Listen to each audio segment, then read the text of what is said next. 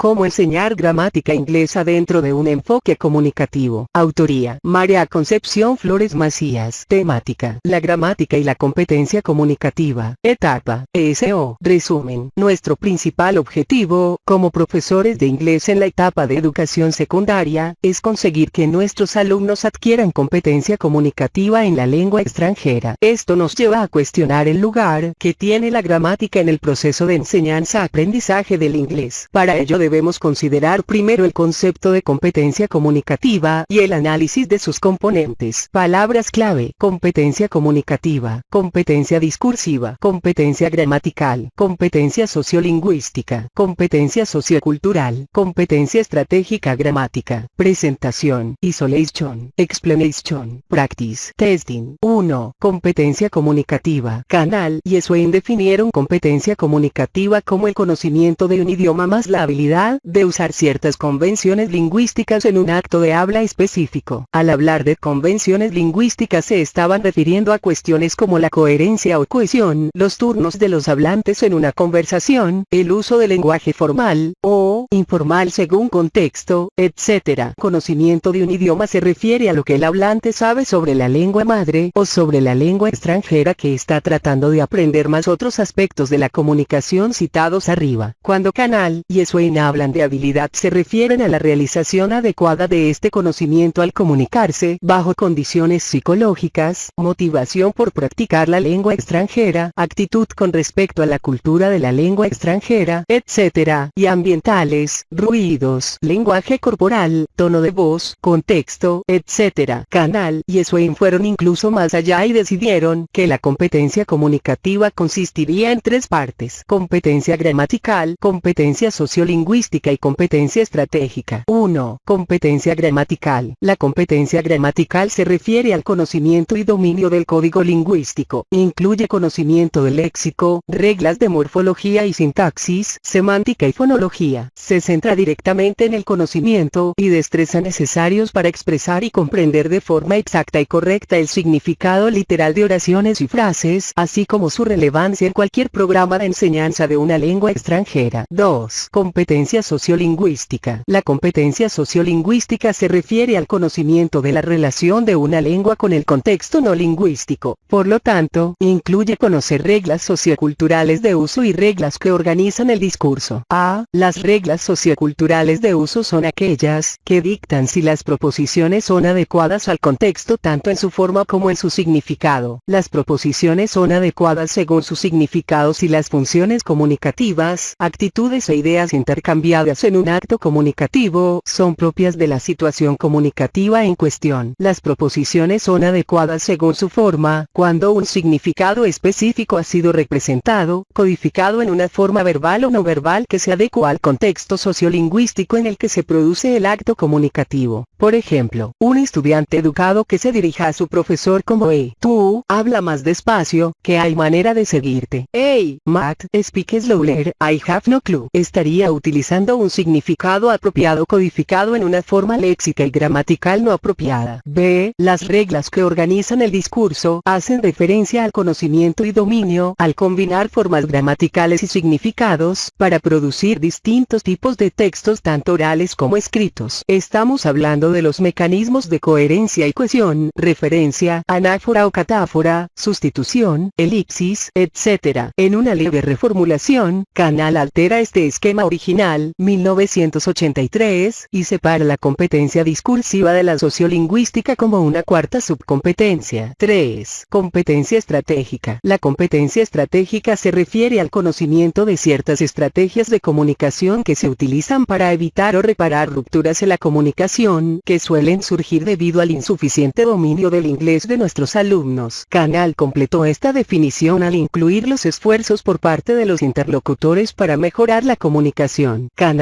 señaló que los estudiantes de una lengua extranjera deberían ser enseñados a utilizar estrategias compensatorias de comunicación para conseguir comunicarse de forma eficaz y evitar que abandonen cuando no comprendan parte de los mensajes en lengua lengua extranjera. Estas incluyen la paráfrasis, peticiones de aclaración, buscar sinónimos, etc. Esta noción ha generado un gran número de investigaciones en torno a las estrategias de comunicación, estrategias de aprendizaje y enseñanza. En el artículo del Consejo de Europa titulado The Threshold Level for Modern Languages Learning in Schools, Van Eck introdujo una quinta subcompetencia que llamó competencia sociocultural, para incluir lo importante que es conocer la cultura y comportamientos de la lengua extranjera objeto de estudio. Las reglas socioculturales pertenecían a la competencia sociolingüística en el modelo descrito por Canal y Swain. Teniendo en cuenta las propuestas de Canal, Swain y Van Eck, contamos con que la competencia comunicativa se compone de 5 subcompetencias, que son las siguientes: competencia gramatical, competencia discursiva, competencia sociolingüística, competencia estratégica, competencia sociocultural. 2. La competencia comunicativa en la enseñanza del inglés en España. En la década de los 90, el Ministerio de Educación y Ciencia incorporó el término de competencia comunicativa como principal objetivo en la enseñanza del inglés como lengua extranjera. El término pasó a formar parte del currículo de enseñanza secundaria y se entendió que, para alcanzar competencia comunicativa, los alumnos deberían trabajar en el aula las 5 subcompetencias arriba citadas. En cuanto a la competencia gramatical, se especificó que un alumno muestra competencia gramatical cuando produce proposiciones correctas aplicando las reglas que han aprendido para formar estructuras gramaticales, usando de forma correcta el vocabulario que han aprendido y pronunciando bien. Para ello, debe haber siempre un número de sesiones dedicadas a explicar y trabajar ejercicios gramaticales, de vocabulario y de pronunciación. Al trabajar la competencia sociolingüística nos centraríamos en desarrollar en el alumnado la habilidad de adaptar su uso del lenguaje de acuerdo con el contexto comunicativo en el que se produce el acto comunicativo. Dependiendo de la persona a la que se estén dirigiendo, del tema de la conversación o redacción, el alumno aprendería a usar lenguaje formal, informal, técnico o coloquial, etc. A través de roleplays los alumnos observan y practican funciones comunicativas y aprenden a usar la lengua en contexto. La competencia estratégica se promueve enseñando a los alumnos a usar estrategias comunicativas tanto verbales como no verbales, para mejorar la efectividad de la comunicación, o para evitar y reparar rupturas en la comunicación de mensajes orales y escritos. Estas estrategias incluyen el uso de sinónimos, pedir aclaraciones, usar lenguaje corporal para conseguir transmitir información. También debemos enseñar a los alumnos a usar diccionarios y buscar información en libros de texto e internet.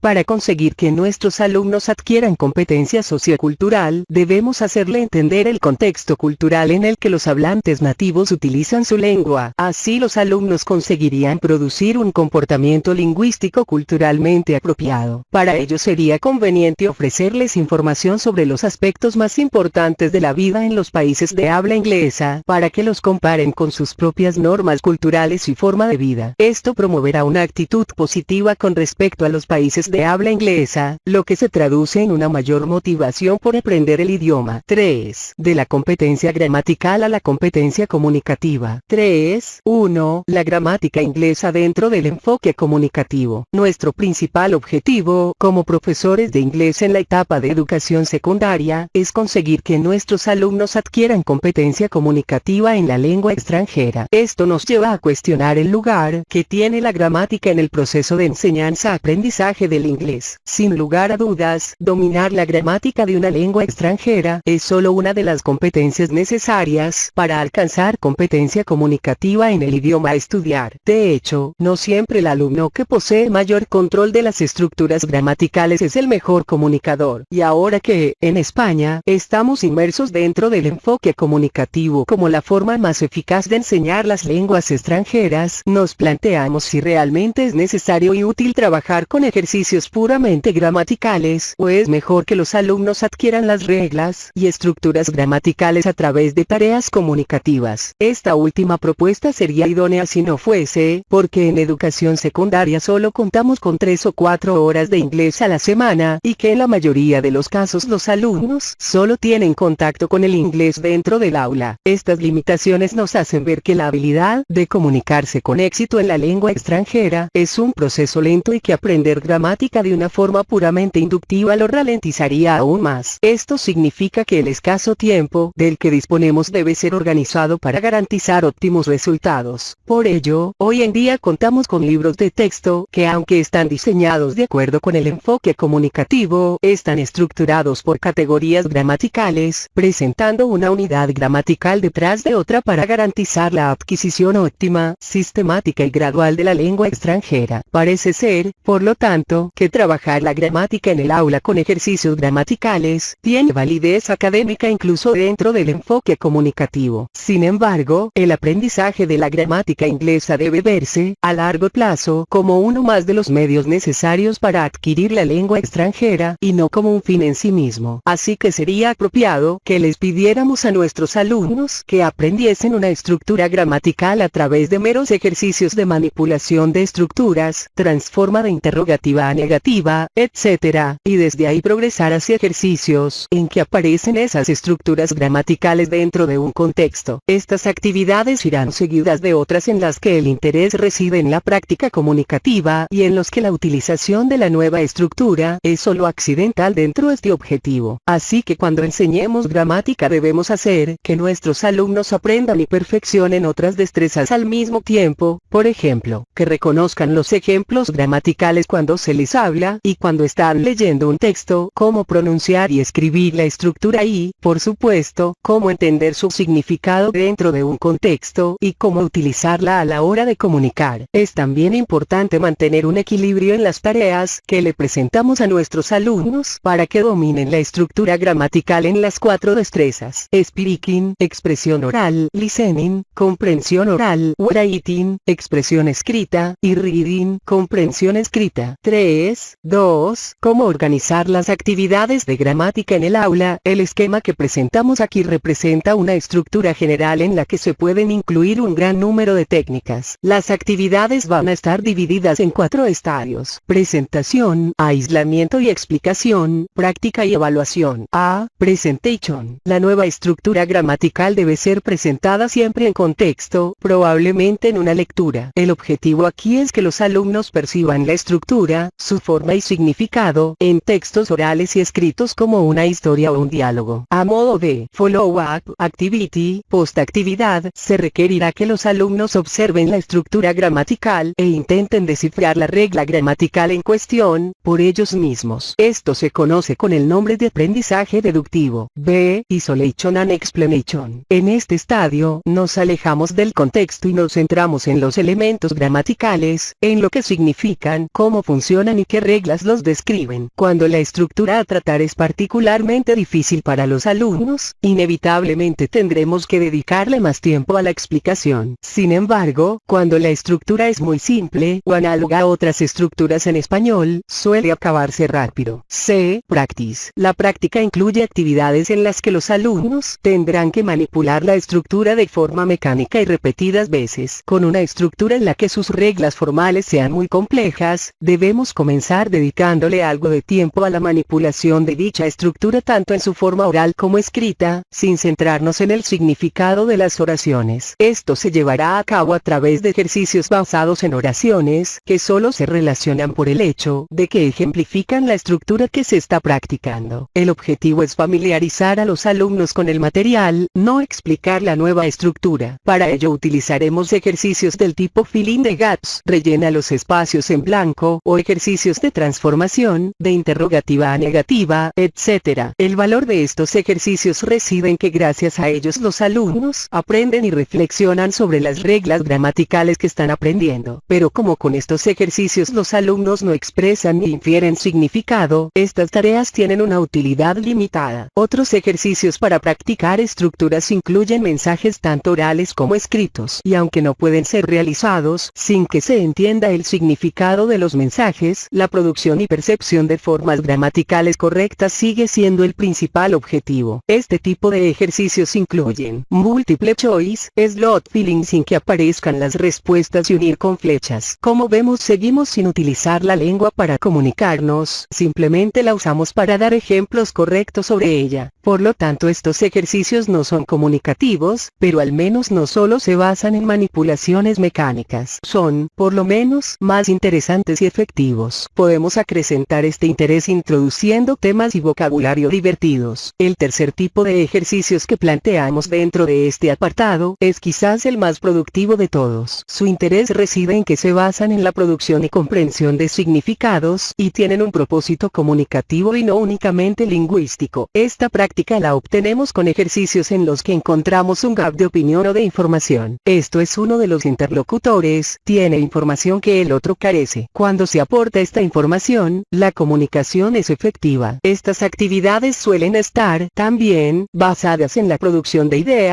y temas divertidos sobre los que escribir o conversar. Por ejemplo, el estudiante puede discutir o escribir sobre todas las respuestas posibles a algún divertido dilema usando verbos modales. Como vemos, se refuerza el punto gramatical y además el alumno utiliza la lengua para comunicar ideas y opiniones personales y relevantes. Si estos tres tipos de ejercicios que describimos aquí van a ser usados, es conveniente que aparezcan en este orden. D. Testing. La evaluación es de tres tipos: self-test o autoevaluación, formal test o evaluación formal y evaluación continua o formativa. Autoevaluación. Los alumnos hacen test para autoevaluarse, para demostrarse a ellos mismos y a sus profesores que han conseguido dominar el material que han estado aprendiendo. El objetivo principal en la evaluación debe ofrecer feedback sobre los errores de los alumnos, ya que sin feedback, los alumnos no son conscientes de sus errores y no aprender a corregirlos ni a reflexionar sobre ellos. La evaluación formal generalmente consiste en la previa revisión de los alumnos, seguida de una evaluación escrita por parte del profesor. A los alumnos generalmente les interesa únicamente aprobar el examen con la mejor nota posible, y por lo tanto es quizás el menos útil de los mecanismos de evaluación. Por ello, proponemos aquí que los tests sean lo más comunicativo posible, por ejemplo, ejercicios de múltiple choice seguidos de una redacción, y escribir una carta a un amigo, responder a un artículo de interés, etc. Los listening suelen ser también una buena idea. La mayor parte de la evaluación al alumnado se hace, sin embargo, de forma automática e inconsciente por parte del profesor y de los propios alumnos a lo largo del curso. El feedback más valioso es, sin duda, el que recibe el alumno en el aula cuando utiliza la lengua extranjera, y el que recibe por sus tareas para casa. Se tendrán en cuenta la eficacia con la que haya realizado las tareas gramaticales, tanto las puramente formales como las comunicativas, su participación y ganas de trabajar, así como su habilidad para trabajar de forma cooperativa en las tareas comunicativas. 4. Conclusión. Como vemos, la solución no está en olvidarnos de la gramática, sino de enseñarla de la forma más eficiente posible, sin alejarnos demasiado del enfoque comunicativo, y siempre haciendo uso de las estructuras gramaticales nuevas en tareas comunicativas. Esto es, desarrollando actividades que contengan information gaps, o sea, proponiendo actividades en las que un alumno, grupo de alumnos, o el profesor posean información que otros alumnos no tengan, pero la necesiten. De este modo, el alumno utilizará las nuevas estructuras para comunicarse en la lengua extranjera e intercambiar información. 5. Bibliografía. Autoría.